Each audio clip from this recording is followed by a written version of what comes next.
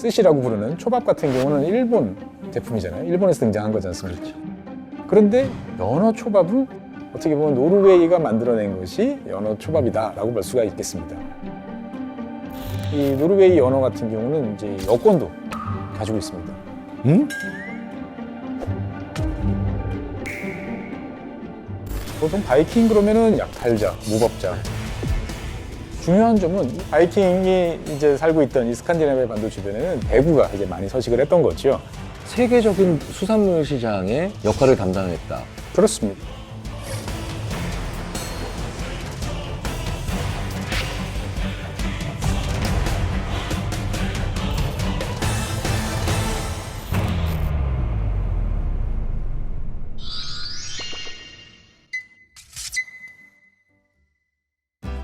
안녕하세요. 인지심리학자 김경일입니다. 네, 안녕하세요. 최준영입니다. 반갑습니다. 박사님 진짜 오랜만에 봬요. 네, 잘 지내셨죠? 네, 근데 저는 박사님이 나오시고 또 말씀해 주시는 영상을 너무 많이 봐가지고 이건 뭐 정치, 경제, 사회, 문화 다 나오시니까 뭐 인사이트라고 하죠. 인사이트를 굉장히 많이 주셔서 저는 이제 박사님 콘텐츠를 되게 좋아하는데요. 오늘 우리가 잘 나눠보지 않았던 하지만 되게 중요한 주제를 한번 얘기를 해봤으면 좋겠는데요. 그 아이들이 좋아하는 나라, 어딜까요? 바로 겨울왕국 노르웨이.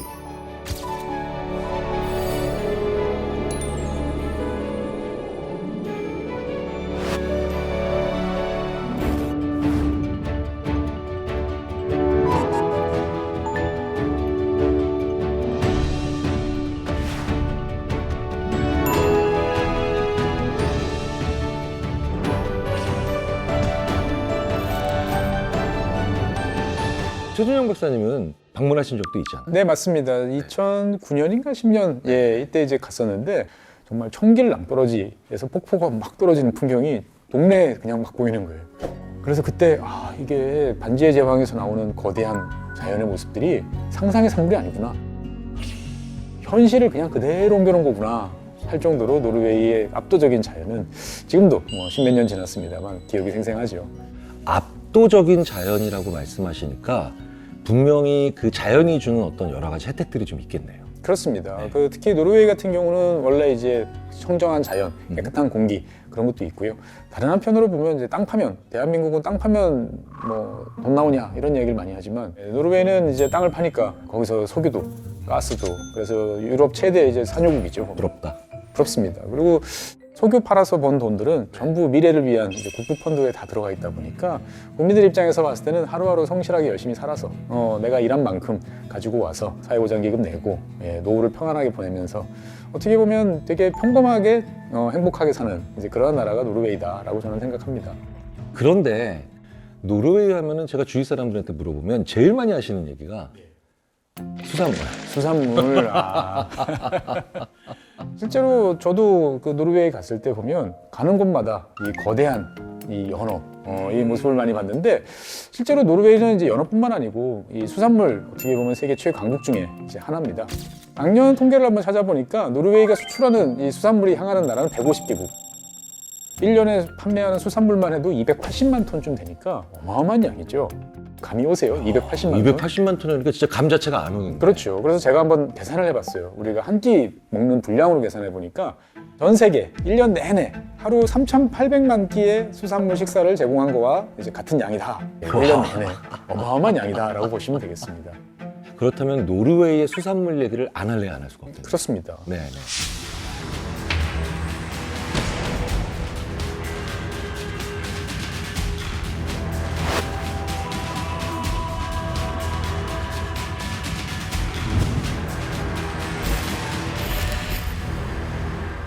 교수님 바이킹 하면 어떤 게 먼저 생각나시나요? 이제 무섭다. 그다음에 이제 약탈, 침략, 네. 뭐 이런 느낌들이 보통 많이 그려지잖아요. 그렇습니다. 보통 네. 바이킹 그러면은 역사를 좀 아시면 약탈자, 무법자, 네, 네, 네. 잘 모르면 무서운 놀이기구 뭐 이제 그렇지, 이런 그렇지. 컨셉으로 네, 네, 네. 되는데 순간적으로 무서웠어요. 저는 좋아합니다. 어쨌든 이 바이킹은 기본적으로 유럽에서는 오래전부터 존재하던 이제 민족이다 보니까 이런저런 기록들이 많이 남아 있어요.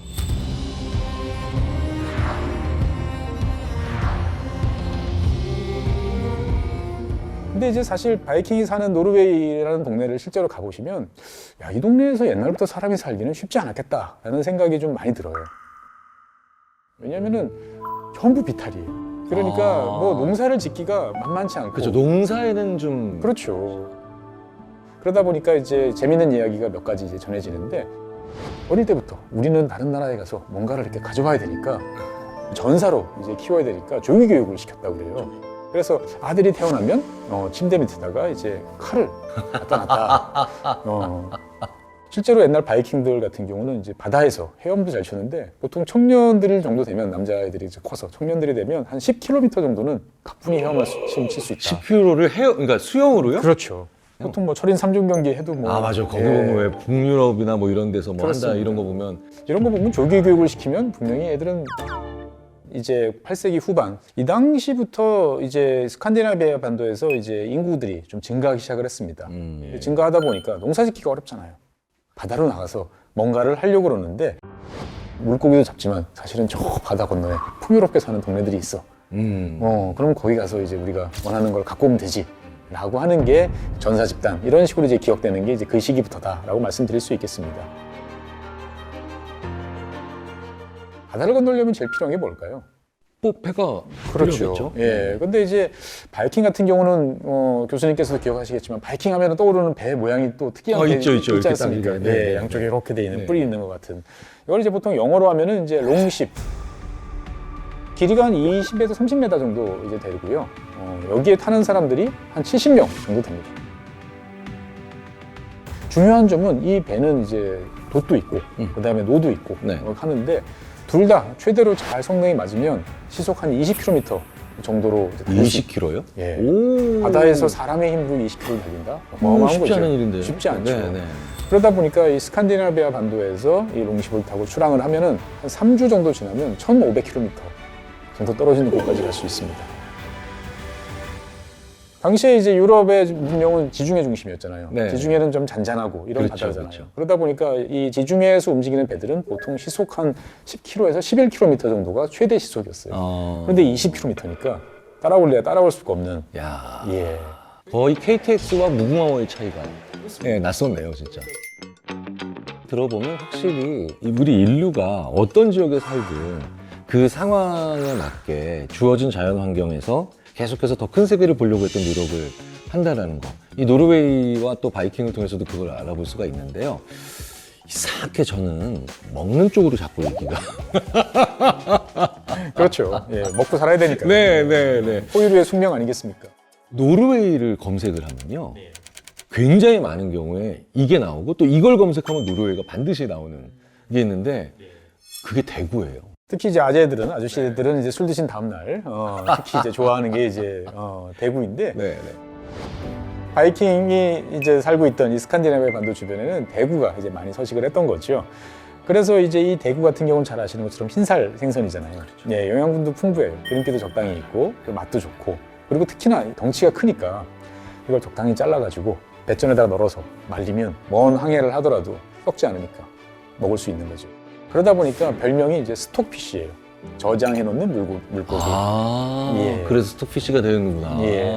그래서 이제 9세기 정도에는 이 노르웨이, 지금 노르웨이 지역에 이 대구를 가공하는 공장이 이제 지어질 만큼 이제 인기가 많아졌습니다. 9세기쯤 오니까 이미 이제 대구와 관련된 산업시설까지도 이제 그렇습니다. 이 노르웨이에서 만들어내기 시작했군요. 그렇죠. 그러니까 일일이 내가 이걸 잡아가지고 내가 말리는 것보다 여기서 차라리 돈 주고 뭔가를 바꿔서 내가 이거를 싣고 배에 나가면 훨씬 편하게 갈 수 있다 보니까 말린 대구 가격이 막 점점 오르기 시작을 합니다. 그래서 비쌀 때는 이제 스톡피쉬 한 자루가 은 한 덩이랑 하고 맞먹을 정도로.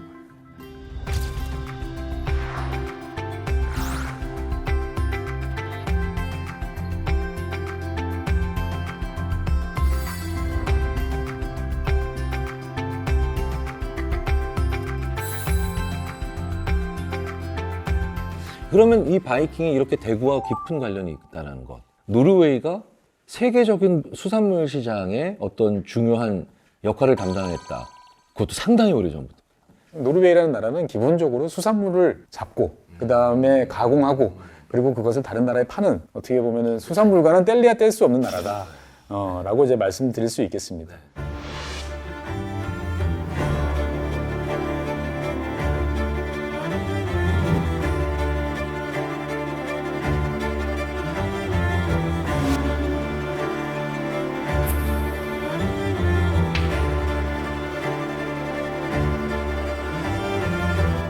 사실 지금까지 이야기한 거는 주로 다 대구입니다. 대구. 대구인데 정작 요즘에 우리가 노르웨이 수산물을 접하는 거는 뭐죠? 연어지 않습니까? 연어. 그렇네요. 이게 언제부터 이제 연어가 등장했느냐? 이게 사실은 그렇네. 네, 어떻게 네. 보면은 현대 노르웨이 수산업의 그리고 이제 우리가 접할 수 있는 노르웨이 수산업의 대표적인 어떤 변화다라고 말씀드릴 수 있는데 연어를 언제 제일 많이 먹죠, 저희? 모르겠습니다. 회식할 때 많이 먹고 초밥으로 먹고 보통 초밥으로 많이 드시죠. 개수 정해놓고 먹어요. 저 딸이랑. 예. 이 스시라고 부르는 초밥 같은 경우는 일본 제품이잖아요. 일본에서 등장한 거지 않습니까? 그렇죠. 그런데 연어 초밥은 어떻게 보면 노르웨이가 만들어낸 것이 연어 초밥이다라고 볼 수가 있겠습니다. 초밥은 일본 건데 예. 연어 초밥은 생각해보니까 노르웨이가 관련이 없을 리가 없을 없을 수가 수가 없죠. 없네요. 예. 아이고 어떻게 그럼 두 조합이 일어났대요? 노르웨이 사람들이 이제 바다에 나가서 물고기를 열심히 잡다가 시간이 지나고 이제 1970년대쯤 되니까 이거를 잘 키우면 안정적으로 잡을 수 있지 않을까라고 생각을 했는데 근데 이때부터 연어를 우리가 한번 가족처럼 키워보자라고 시작했는데 노르웨이 정부가 보니까 좋은 생각인 것 같아. 잘 크고 돈도 잘 벌 것 같고 그러니까 해보자 하다 보니까 이 양식 연어 이것들이 이제 급속하게 이제 보급이 되기 시작을 했던 거죠.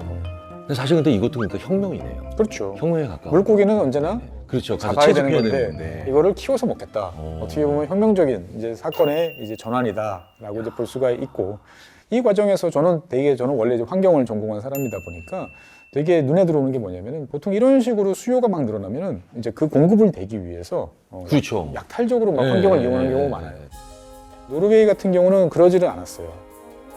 어떻게 보면 양식장에 따른 여러 가지 환경적 문제를 철저하게 관리를 잘했고 그다음에 거기에 들어가는 사료들 같은 경우도 친환경적인 지속 가능한 뭐 콩으로 만든 그러한 사료 이런 것들을 이제 신경 써가지고 이제 공급을 했던 거죠.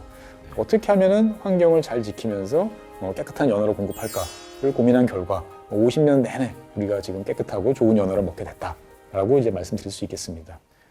그런데 저는 이런 얘기 많이 들어봤거든요. 연어가 꽤 많은 나라에서 그 양식을 시도했었는데 그 번번이 실패하는 경우가 많았다. 네네. 또 노르웨이는 어떻게 가능했을까요? 예, 물고기 입장에서 봤을 때 제일 중요한 거는 수온입니다. 그런데 노르웨이 해안 지역은 연어가 딱 잘 살기 좋은 수온이 잘 유지되는 거죠. 북쪽에서 내려오는 차가운 해류, 그 다음에 저 멀리 멕시코 만류라고 그러죠. 예, 여기서부터 거슬러 올라오는 따뜻한 물. 이것이 이제 만나는 곳이 이제 노르웨이 연안 지역이거든요. 그리고 이제 노르웨이 이제 관광하면 항상 떠오르는 게 이제 그 피오르, 이제 빙하 지형으로 만든 피오르인데 이 피오르 같은 경우는 사실 가보면 여기 강인가 계곡인가 싶은데 다 바다예요. 근데 이제 이 피오르가 깊게 이렇게 쭉쭉 형성이 돼 있다 보니까 바깥쪽에서 파도가 불어도 파도가 쳐도 이쪽 안쪽까지 파도가 치는 경우는 별로 없어요. 그러다 보니까 안정적으로 조용한 이제 그런 환경이 유지되고 있고요. 반면에 수심도 되게 깊습니다. 피오르. 그런데도 생각보다 훨씬 깊어요. 그러니까 수온 좋아. 그 다음에 파도도 별로 안 쳐. 그 다음에 물도 깊어. 그리고 그런 것들이 잘 조합이 되다 보니까 양식에 따른 그런 환경적 영향도 별로 부담이 없어. 완벽한 연어 호텔이네요. 맞습니다. 그런데 저는 여전히 그래서 아까부터 지금 군침 돌고 있는데 그 연어 초밥은 어떻게 탄생한 겁니까? 그러니까 이제 양식을 하니까 갑자기 평소보다 연어가 훨씬 많아진 거죠. 그럼 갖다 팔아야 되죠. 네. 그럼 팔려고 그러면 제일 많이 먹는 사람들한테 가야 되는데 현재는 전 세계에서 수산물을 가장 많이 먹는 나라는 대한민국입니다. 2000년대 한 중반까지만 해도 당연히 수십 년 동안 탑을 찍던 나라는 우리 옆나라 일본이죠. 예. 그러니까 이제 노르웨이 입장에서 봤을 때는 당연히 일본에 이거를 팔면은 되겠다라고 생각을 했는데 장애물이 하나 있었어요. 연어 같은 경우는 전통적으로 일본에서는 오랫동안 주로 구워서 먹거나 절여서 먹거나 하는 그런 쪽으로 했었어요. 회로 잘 안 먹었어요. 당시에 세계에서 가장 잘 나가던 나라, 수산물이 가장 많이 소비되던 나라, 일본에서 이 연어를 가지고 고급 생선으로 대접을 받게 되면 잘 팔릴 거야. 스마트한 전략인데요. 그렇죠. 네, 네. 그래서 1974년인가요? 이 당시에 이제 노르웨이 대표단이 연어를 들고 이제 일본에 갑니다. 이때 또 운이 좋았어요. 일본이 이제 막 고도 성장을 계속하다 보니까 초밥을 많이 먹게 됐는데 당시에 혁명적인 변화가 이루어집니다. 그 유명한 회전 초밥. 예. 그래서 이제 노르웨이 이제 수산업 관계자분들이 이제 일본의 유명한 초밥 장인들 이런 분들을 대상으로 해가지고 집중적인 이제 홍보 작업을 한 거죠.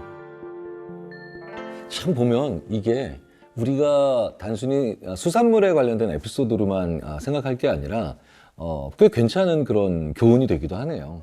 우리가 보통 내 것을 누군가에게 팔 때는 그냥 나한테 익숙한 형태로 팔려고 하고, 그리고 이걸 왜 싫어하세요? 라고 하면서 이해 못 하기도 하고 또 좌절하기도 하는데, 그들이 이제 잘 받아들일 수 있는 방식으로 내 거를 변형시켜서 이렇게 한번 제시해보는 그런, 이런 에피소드를 통해서 또 우리가 노르웨이를 통해서 또 그런 센스를 한번 또 배워볼 수 있는 기회가 될 수 있는 것 같은데요. 자, 그렇다면 그 두 개만 가지면 예. 아쉽죠. 원래 항상 이제 네, 세 개는 세 해야죠. 개죠. 뭐. 네, 네. 노르웨이 하면 또 떠오를 수 있는 수산물 강국 노르웨이의 비밀. 네. 세 번째 키워드 뭘까요? 세 번째 키워드는 이제 얼굴 천재. 장은호 씨.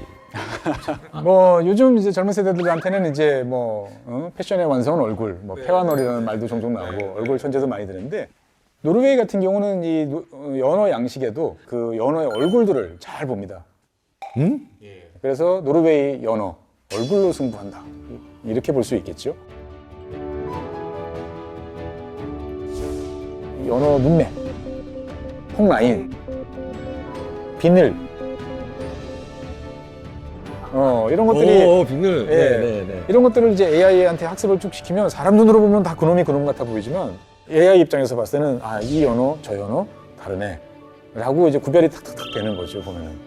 그러니까 우리는 그동안에 이제 양식장에 있는 연어면 그냥 똑같은 연어 했는데, 노르웨이에서는 이제 한 마리 한 마리마다 다 이제 얼굴로 구별을 해서 별도의 아이디를 부여할 수 있다라는 거죠. 노르웨이는 AI를 연어에 활용하는구나. 야, 수산물 강국답다. 특별한 이유가 있을까요? 있죠. 사실 이 양식을 할 때 제일 중요한 것은 이 병이 돌면 이제 큰 피해를 봅니다. 그래서 이제 연어 같은 경우도 이 바다 이, 우리 이제 머릿니처럼 바다에 사는 이가 있어요. 바다 이가 이제 한번 감염이 되면 집단적으로 폐사가 이제 되는 경향들이 있고요. 그러다 보니까 노르웨이 입장에서 봤을 때는 아무리 이제 청정 해역에서 키운다지만 이걸 잘 관리해서, 만약에 어떤 특정한 친구가 감염된 것 같아. 그러면 잽싸게 그 친구만 이렇게 빼면 나머지 친구들은 잘 보호할 수 있는 거죠, 보면은. 어떻게 보면 연어 한 마리 한 마리가 인식이 되잖아요. 네. 그러다 보니까 이 노르웨이 연어 같은 경우는 이제 여권도 가지고 있습니다. 네. 여권. 그러니까 제가 지금 저도 놀래가지고 지금 잠깐 순간에 네? 막 이렇게 됐는데, 잠깐만. 아니, 그럼 뭐 여권에 뭐 연어 얼굴 사진 이렇게 딱 나와 있나요? 이렇게까지는 아니고요. 실제로 이제 그 우리나라에 들어오는 이제 노르웨이 연어 많지 않습니까? 네네. 그러면은 이 연어에 대한 모든 정보가 이제 바코드로 딱 담겨 있는 거예요. 노르웨이에서 우리나라까지 사실 먼 거리지 않습니까? 이걸 들어오는데 신선하고 안전하게 들어오는 게 중요하다 보니까 소비자들이 믿고 구매할 수 있도록 이제 그런 연어 패스포트 같은 이제 그런 개념의 연어 여권까지 이제 등장을 하게 되는 거죠, 보면은. 그래서 최근 들어서는 이제 초고속통신망 이런 것도 통해 가지고 스마트 연어 양식장, 그래서 양식장에 있는 실시간으로 수온 변동도 재고 산소 농도도 이 동네 다르고 저 동네 다르지 않나, 어떻게 보면은 이제 연어가 잘 클 수 있도록 제일 최적의 환경을 만들어낼 수 있도록 이제 하는 그런 기술을 이제 적극적으로 활용을 하고 있기도 합니다. 우리가 보통 농수산업을 1차 산업이라고 보통 많이 그렇죠. 이제 교과서에서 배웠잖아요. 네네. 아니네요. 맞습니다. 첨단 산업이네요. 그러니까 노르웨이는 수산업에 대해서 기술도 적용하고 지속 가능성도 적용하고 그다음에 소비자 신뢰도 이제 같이 적용하는 뭐 이런 쪽으로 이제 생각을 많이 하는 거죠.